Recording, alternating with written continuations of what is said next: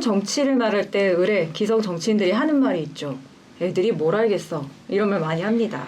이런 걱정들 저희가 싹 해결해드리고자 오늘 조금 아는 애들 모셨습니다. 활발하게 활동하고 계신 이 청년 정치인들과 함께 최근의 정치 현안 그리고 청년 정치 활동에 대해서 이야기 한번 나눠보겠습니다. 나비 1020의 김동민 대표님 안녕하세요. 반갑습니다. 네. 나라의 주홍비 하태욱 대표님 반갑습니다. 안녕하세요. 내일을 위한 오늘의 정현호 대표님 나와주셨습니다. 안녕하세요.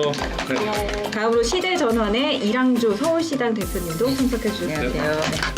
반갑습니다. 이제 총선 한 달도 채 남지 않았죠. 네. 뭐 공천 이런 거 많이들 보실 텐데 그 공천 관련해서 좀 이야기 나눠보겠습니다. 자, 청년 공천 성적표 혹시나 했는데 이번에도 역시나였죠. 네.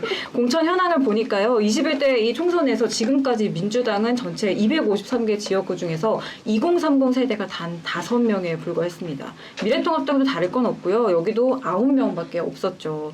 뭐 40대 청년 후보자들 포함한다고 해도 크게 달라질 거는 없을 것 같습니다. 분명 올해 총선 앞두고 각 당에서 우리 이번에 청년 공천 진짜 많이 하겠다 이렇게 다짐을 했었는데 결과적으로 이런 결과가 진짜 안타깝게 나왔습니다. 왜 이런 결과가 나왔다고도 생각을 하세요? 당에서는 젊은 청년들을 좀 선거에 출마시키겠다고는 했지만 실제로는 이제 막판에 선거 시즌이 가면 그 공천의 기준이 이제 젊음 또는 세대 대표성 또는 세대 다양성 이런 것보다는 당선 가능성이라는 기준이 이제 중요해지면서 그러면 누가 경쟁력 있느냐 또는 민주당에서 예를 들면 민주당 또는 정의당도 있겠지만 다른 타 정당의 후보가 누가 나오느냐에 따라서 그걸 기준으로 두고 이제 그럼 우리는 누구 상대를 내보내야 선거에 상리하겠냐 이렇게 다시 또 논의의 틀이 이제 바뀌거든요. 그러다 보니까 또 그때 청년들을 1년 전에는 좀 이렇게 앞세웠다가 또 선거 시즌이 되면 역시 이때는 청년보다는 다시 또 기성 정치인이 이길 수 있다. 민주당에서 일단 경선 시스템 있지 않습니까? 네. 청년들이 현역 의원들을 상대로 경선에서 승리하기는 쉽지가 않아요. 청년 가산점이 아무리 있다고 하더라도 현역들을 이긴다는 건 일단 쉽지 않고 그리고 정 대표님 말씀처럼 또 막판에는 본선 경쟁력 때문에 뭐 전략 공천으로 다른 지역을 보내는 경우도 많기 때문에 그래서 그런 게 아닌가 생각을 합니다.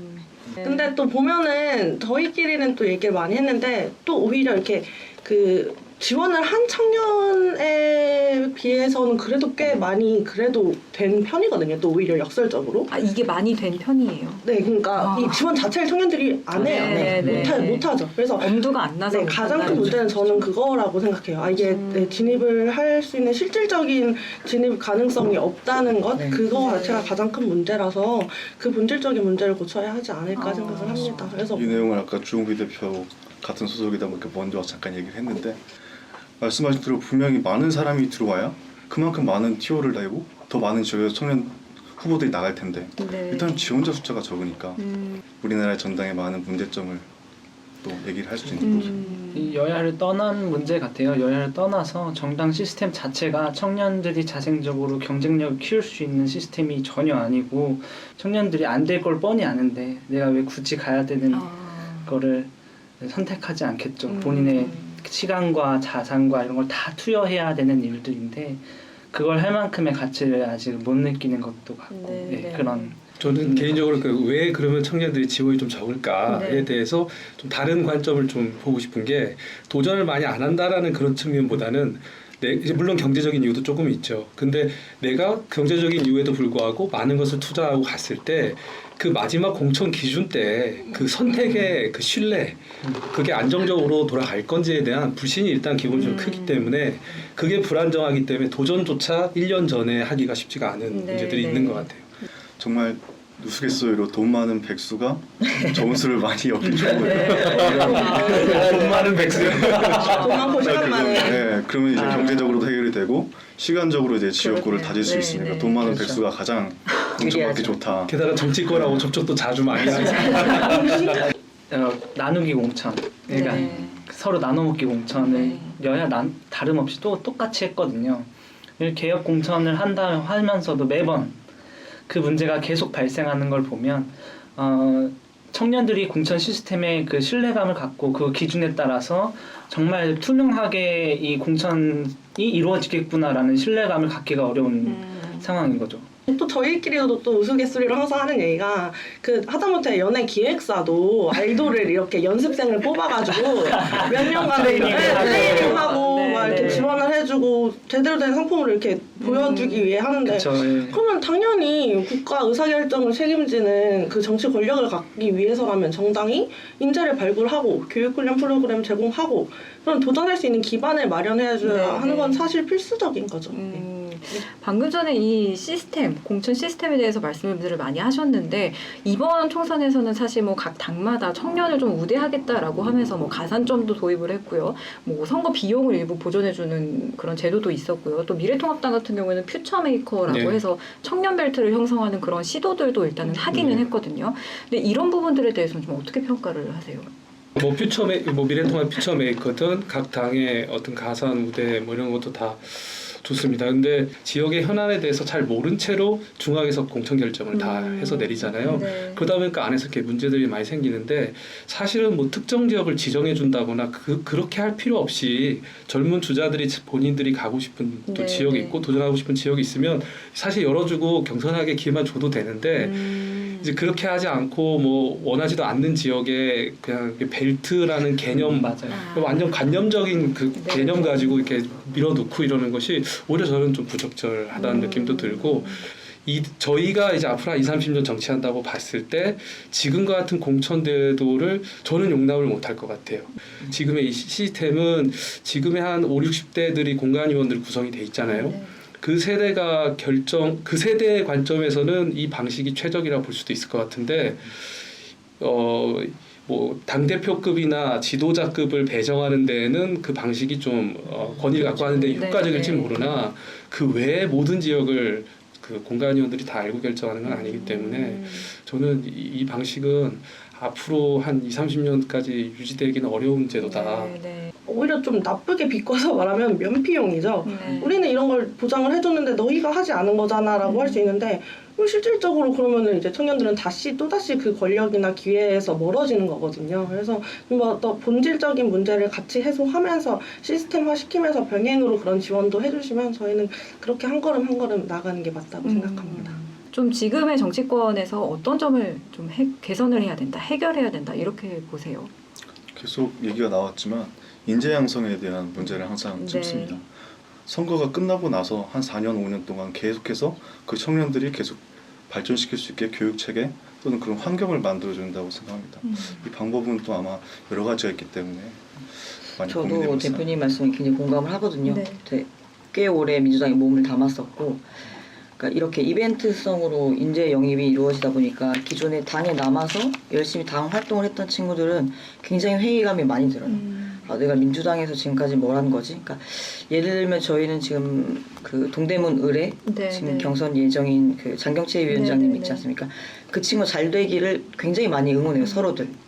그 민주당 내에서 활동을 오래 해서 그 제도권 안에 들어간 친구가 아직 네, 네. 전무하다 보니까 제발 장경태 너만이라도 제발. 일단 우리 롤모델이 되어다오 막 네, 그렇게 네. 되어 있고 또 비례 지금 민주당 6번 받았던 그 전용기 네, 맞나요? 맞습니다. 대학생위원장. 대학생위원장. 네. 그 친구들도 굉장히 다른 분들이 많이 응원을 하고 있죠. 제발 너부터. 맞아요. 네. 저도 활동 선례로 좀 남아야지 기존의 정당에서 활동하던 친구들이 힘도 받고 또 인재 육성이 이래서 필요합니다라고 더 저희가 요구를 할 수 있기 때문에 네, 네. 국민적인 눈높이도 사실 무시할 수는 없거든요. 네.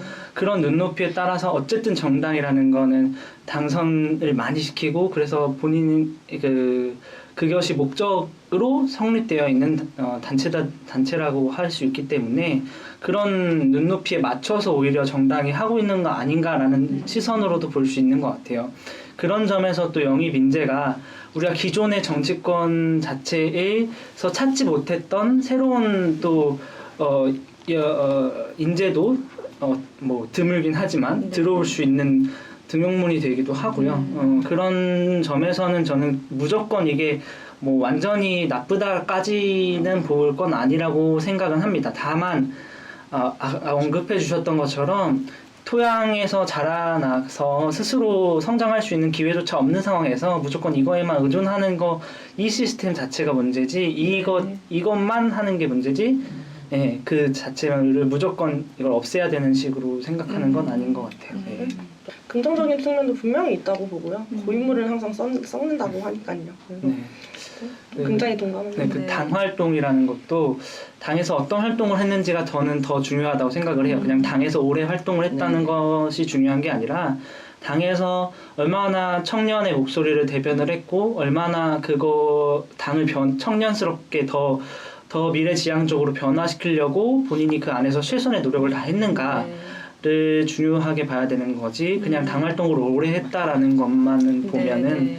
오히려 잘못된 선택으로 갈 수도 있다라는 생각이 좀 들기도 합니다. 네. 인재영입은 저도 개인적으로 효과는 있는 제도라고 생각합니다. 당 입장에서 당이 어떻게 바뀔 거고 앞으로 어떤 가치와 기조를 내걸고 가겠다 그걸 보여주는 인물로서 이제 보여주기도 하고 또 전문가들이 사실은 사회에 많이 있잖아요. 그분들을 당에서 국가 이제 정책을 결정하는 사람으로서 이렇게 모셔오는 거기 때문에 분명 필요한 제도인데 이것이 좀 이렇게 이렇게 너무 좀 보여지는 이미지로 표로 연결될 것 같다고 생각되는 사람들 위주로 이제 데리고 오다 보니까 자꾸 이렇게 문제가 나오는 것 같고 저는 개인적으로 전략공천에 대한 생각이 솔직히 좀 아쉬운 게 많이 있는데 전략공천이 너무 좀 너무 이렇게 많이 나오는 거 아닌가. 사실은 전략공천도 필요하다고는 보는데 저는 개인적으로 전략공천을 어디로 제한했으면 좋겠다는 생각이 드냐면요. 각 정당마다 사실은 그 지지세가 강한 지역들이 있잖아요. 그런 지역들은 당에서 보기에는 이제 좀 험지에 가서 활동해서 당선돼서 돌아오는 사람 입장에서는 저분은 좀 상대적으로 쉽게 선거를 치른다라고 볼 수도 있기 때문에 당에서 만약에 이제 험지 뭐 또 험지가 아닌 지역 그다음에 또 좋은 지역 이렇게 구분했다면 정말 당에서 좋다고 생각하는 지역 상위 10% 정도는 선거 때가 되면 전략공천을 늘 할 거다라는 그런 원칙만 좀 세워놓고 있으면 당의 승리를 위해 좋은 인물들 전략공천을 한 곳이다. 인재 영입한 사람들은 이쪽으로 이제 모셔서 이제 한다. 뭐 이런 기준만 좀 쓰면 인재 영입도 좋고 좋은 분 모셔서 좀 대우도 해드려야 되고 또 선거 당선도 되셔야 되니까 그런 배려 차원에서 활용되면은 차라리 좋을 것 같은데. 공간위의 중심으로 전략공천이 이렇게 따닥따닥 정해지는 거는 네, 좀 네. 기준이 좀 없어서 네. 오히려 불신만 낳는 게 아닌가 생각이 듭니다. 이야기를 나눠보다 보니까 이 청년 정치인이라는 게 사실은 기성 정치에 좀 변화를 일으킬 수 있는 어떤 새로운 그런 것 때문에 자꾸 원하고 또 바라고 있는 거잖아요. 근데 그러기 위해서는 정말 인재 영입부터 시작해서 그분을 어떻게 계속 이 청년 정치인으로서 파릇파릇한 청년 정치인으로서 활동을 할 수 있는지 그 토양을 만들어주고 배경을 만들어주고 그리고 정치 전면에 나설 수 있는 그런 모든 과정에서의 시스템적인 변화 또 인식의 변화 이런 게 좀 필요할 것 같다 이런 생각이 듭니다.